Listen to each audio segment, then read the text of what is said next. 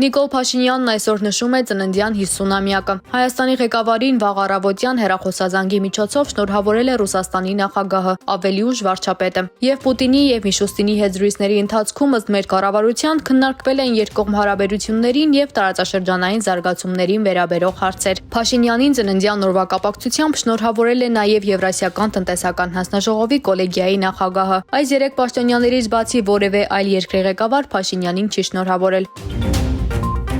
3 ուժ երեկոյան Ռուսաստանի Բրյանսկի մարզում կամուրջ է փլուզվել գնացքի վրա, ինչի հետևանքով կա 7 զոհ եւ 69 վիրավոր։ Կլիմով Մոսկվա թիվ 86 գնացքը, որտեղ եղել է 388 ուղևոր, դուրս է եկել գծերից եւ ընկել ցած։ Ավելի ուշ ռուսական կողմը հայտարարել է, որ կամուրջը պայթեցվել է, իսկ տեղի ունեցածը որակել է որպես ահաբեկչություն։ Բրյանսկում երրորդյա սուք է հայտարարվել։ Գնացքում եղել է նաև հայ Սամվել Գրիգորյանը, որը թեթև վնասվածքներ է ստացել։ Նա լրատվամիջոցներին հայտնել է, որ գնացքում խուճապ չի եղել։ Դեպքից հետո մարդիկ միմյանց օգնել են։ Սամվել Գրիգորյանն ասել է նաև, որ ինքը պայթյուն չի լսել։ Աշխատանքի եւ սոցիալական հարցերի նախարարությունը հանրային քննարկման է ներկայացրել նախագիծ, որով առաջարկում է դրամական միանվագ հավելում տրամադրել 100 տարին լրացած կենսաթոշակառուներին։ Նրանք գումարը կստանան, եթե թոշակը ստանում են անկանխիկ եղանակով։ Իսկ եթե 100 տարին լրացած անձը կենսաթոշակը կամ նպաստը ստանում է կանխիկ եղանակով, ապա հավելումը կվճարվի վճարման եղանակը փոխելուց հետո։ Սա չի վերաբերի Երևանի գրանցում ունեցողներին, որոնք արդեն իսկ քաղաքապետարանի կողմից միանվագ այդ գումարը ստանում են։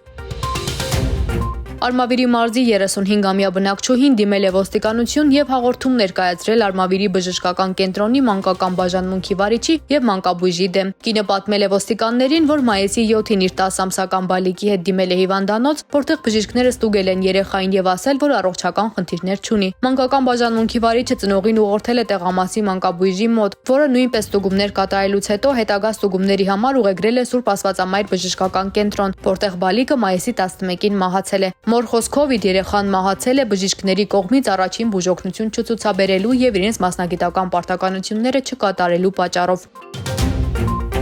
Ռուսաստանի եւ Ուկրաինայի պատվիրակությունները վաղը նորից կհանդիպեն Ստամբուլում, սակայն այս անգամ Չիրաղան պալատում, հայտնում են ռուսական լրատվամիջոցները։ Հակամարտող երկու երկրների պատվիրակությունների կազմն անփոփոխ է։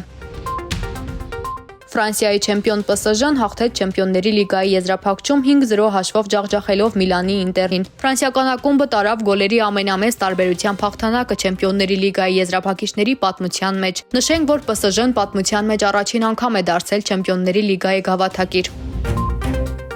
Չեմպիոնների լիգայի եզրափակչում ՊՍԺ-ի հաղթանակից հետո Ֆրանսիայի տարբեր քաղաքներում սկսված զանգվածային անկարգություններում 2 մարդ է զոհվել, 192-ը վիրավորվել է, 427 օրինազանց է ձերբակալվել կողոպուտի բարբարոսության հասարակական կարգը խախտելու համար։ Ֆանատների եւ ոստիկանների միջև նաեւ բախումներ են եղել։ Ֆրանսիական լրատվամիջոցների փոխանցմամբ Ելիսեյան դաշտերում կոտրել են ավտոբուսի կանգառներ եւ պայթուցիկներ նետել ոստիկանների ուղղությամբ։ Վերջիններս էլ արցունքաբեր գազ եւ ջրցան մեքենաներ են կիրառել քաղաքացիներին հանդարտացնելու համար։ Երկրի ներքին գործերի նախարարությունը հարյուրավոր հրդեհների, այդ թվում ավելի քան 200 այրված ավտոմեքենաների մասին է հայտնել։ Տուժել է անվտանգության ուժերի 22 աշխատակից եւ 7 հրշեջ։ Ամռան առաջին շաբաթը նույնպես տեղումներ են սպասվում, իսկ հունիսի 3-ին եւ 4-ին առանձին հատվածներում անձրևները կլինեն հորդառատ։ Օդի ջերմաստիճանը հունիսի 1-ից 3-ը բարձրացել է եւս 2-ից 3 աստիճանով, իսկ հունիսի 3-ին կնվազի 3-ից 5 աստիճանով։